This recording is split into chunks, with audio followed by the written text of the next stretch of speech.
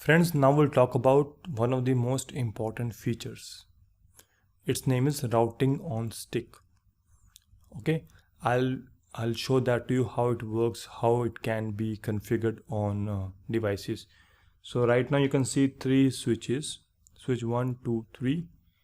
These are connected on a single single link. Like the connectivity between switch 2 and switch 1 is over this one, and switch 2 to switch over this link. This R2 will be the device where I'll configure routing on stick. Okay, R3 will act as a host, R1 will act as a host. First of all, what is this routing on stick? See, if you want multiple VLANs to communicate with each other, then you need to have layer 3 capability. Means you need to have a switch which has layer 3 capability. You can call it a multi-layer switch or a layer 3 switch. Okay, if you have a layer 3 switch, it is very easy. Give a command IP routing configure gateway, that's it, it'll work. But if you don't have a layer 3 switch, because these switches are very costly, right? So in that case you have to use router.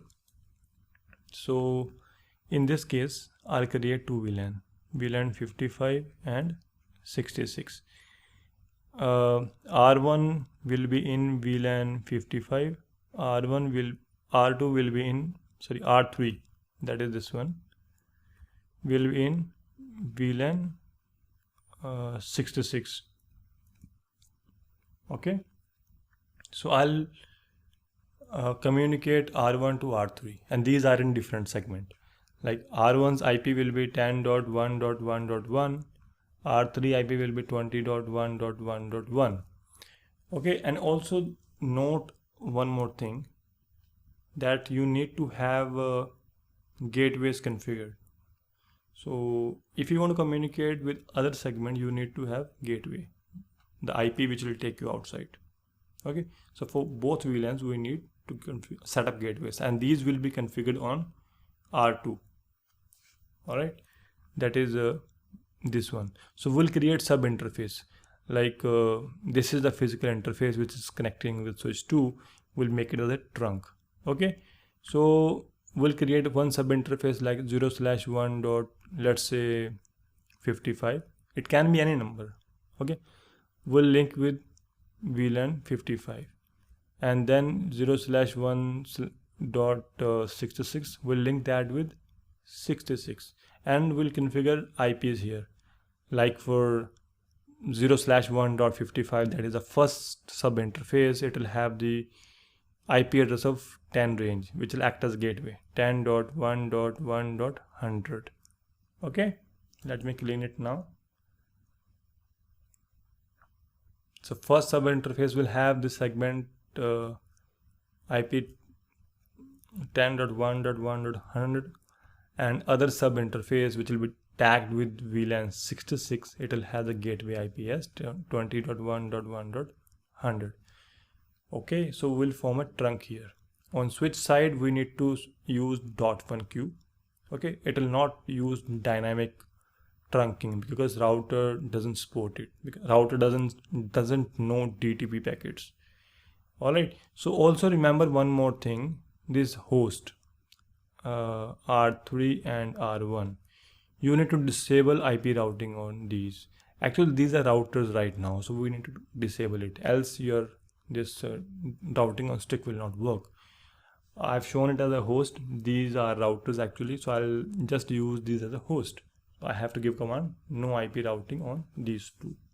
Okay, so let me do a recap before starting it. Two VLANs will be created.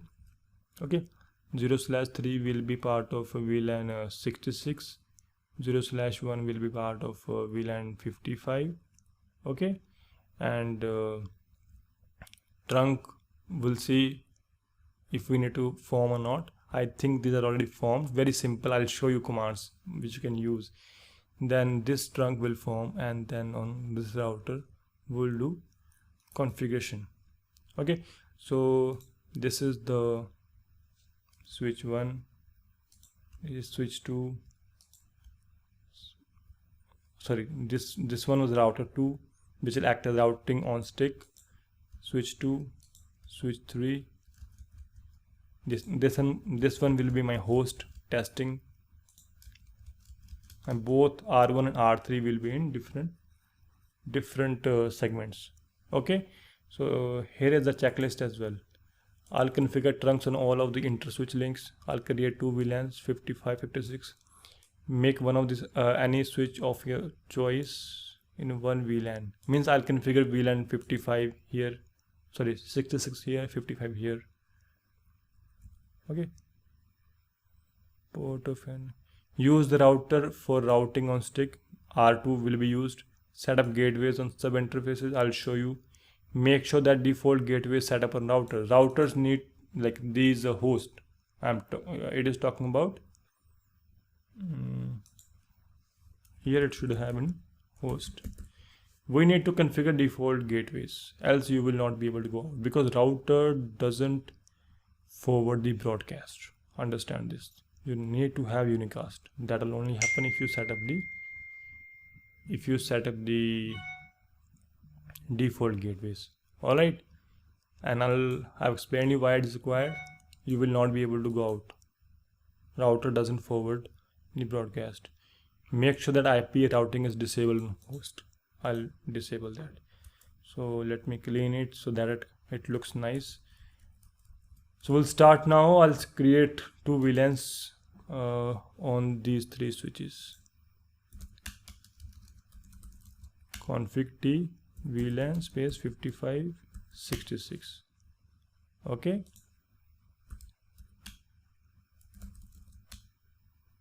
VLAN 5566.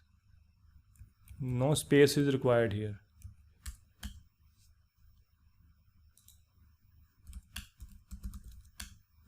VLAN 5566. Okay, so VLANs have been created. Next step is assigning VLANs to this port and this port. Let's assign 66 here and 55 here. Switch 1 port 0/1. Switch 1 port 0/1. Switch port mode access.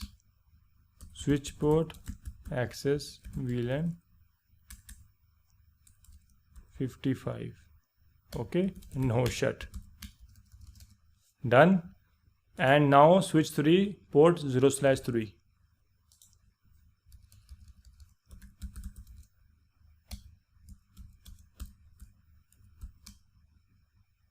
Switch port mode access.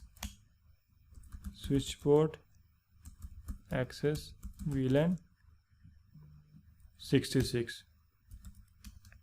Okay, I should have enabled as well because I keep these down. Okay, so now we need to form trunk. I'll use dynamic trunking. 0/17 on switch 3.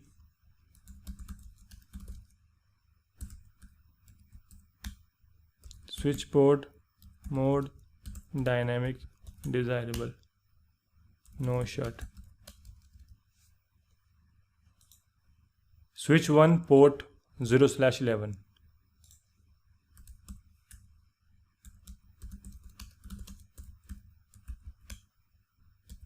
Switch port mode dynamic desirable, no shut. Single command only. Switch 2 port 11 and 17. Interface range 0/11 17. Switch port mode dynamic desirable. I'll not use auto mode, no shut. Now we'll check whether interfaces are forming trunks or not. Trunks are forming. Okay, 11 and 17. Now we'll form trunk here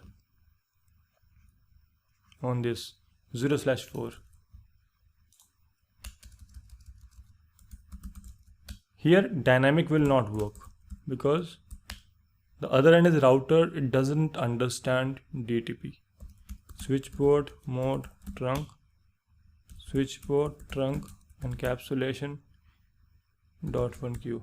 I always prefer entering this encapsulation command first and then that mode command. No shut. Okay, this is done now. Now my plan, this we are heading towards the main thing. We'll create sub interface for this one 0/1. First sub interface will be, let's make it 55. You can choose different number. We'll tag it with VLAN 55 0/1 dot other sub interface will be this 1.66. it will be tagged with VLAN 66. Okay, and this one will have the IP 10.1.1.100 and this one will have 20.1.1.100. These will be gateways and then we'll enable it. So let's go to router 2, config T interface FA 0/1. Okay, now again enter this command interface. We also need to enable it in case it is disabled. Okay, it is a main interface. Now we'll create sub interface 1.55. Here the command will be encapsulation.1q. We have to set up encapsulation because we are dealing with trunk, and then space the VLAN number for which we want to tag it. Like I told you, this interface needs to be attached with VLAN. Okay, and here we'll configure the IP, that is the gateway 10.1.1.100 255.255.255.0. Okay, it is you don't need to make it no shut because the primary interface is already no shut, but if you specifically shut down it, then you have to do it. 0/1.66 okay, encapsulation .1q 66. it will be tagged with the VLAN 66. IP address 20.1.1.100.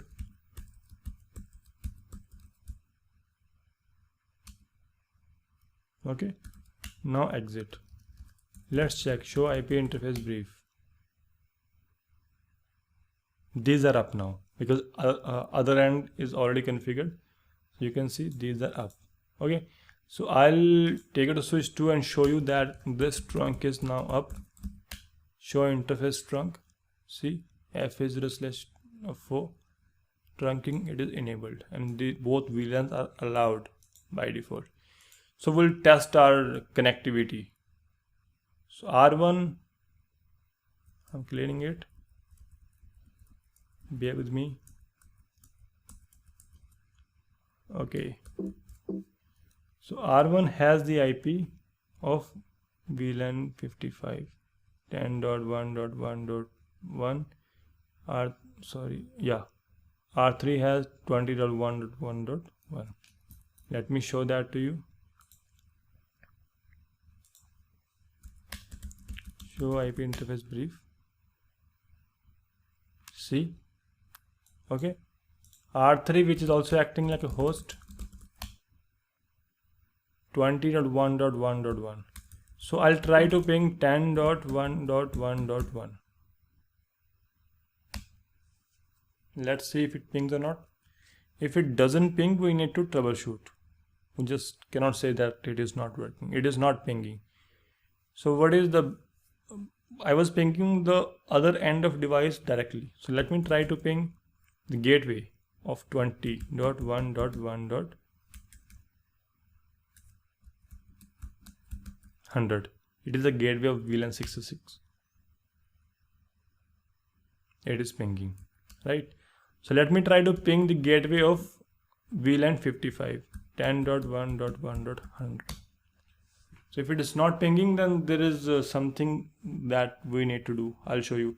The first ping indicates that, what does the first ping indicates? It indicates that from here it is able to reach till the first sub interface 0/1.55. but now it is not able to reach this sub interface. No.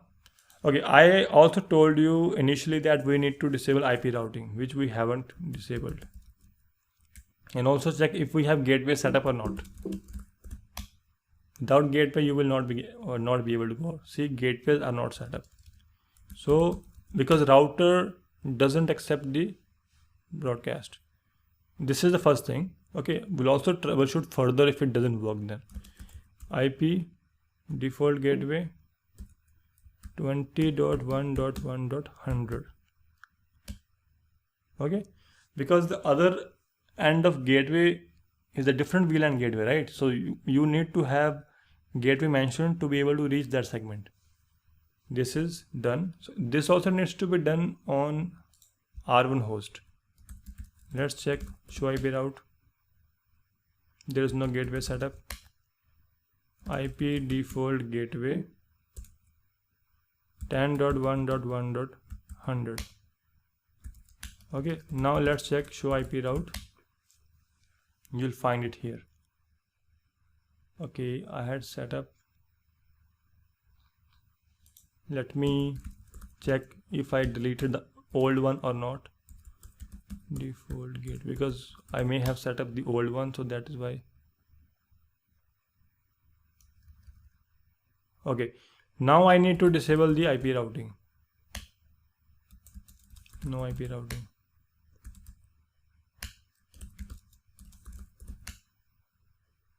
See, now it is coming because actually I'm using it as a host. Okay, it is coming now. Similarly on R3, if I check show IP route, it is not showing. So it means that it is having the routing enabled. So we need to disable it now. No IP routing. So we are done. So I was trying to ping this IP, right?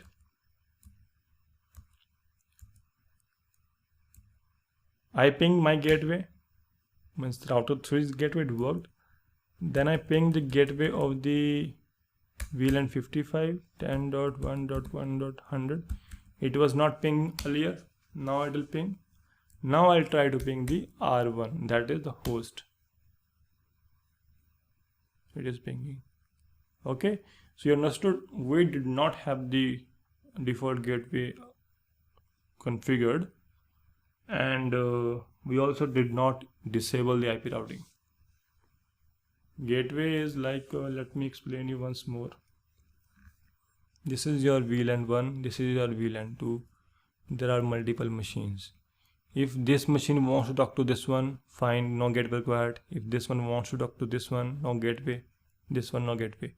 So if there are other, let's say VLAN 2, VLAN 1. If this machine wants to talk to this machine, then it needs to have a gateway. Okay, but this gateway, that is which is configured on router, means layer 3, it will not accept broadcast. So whatever you do, it will not forward unless you define it on this machine source. Okay, then it will be unicast, it will forward. It will forward to L3 device, which is router, our router.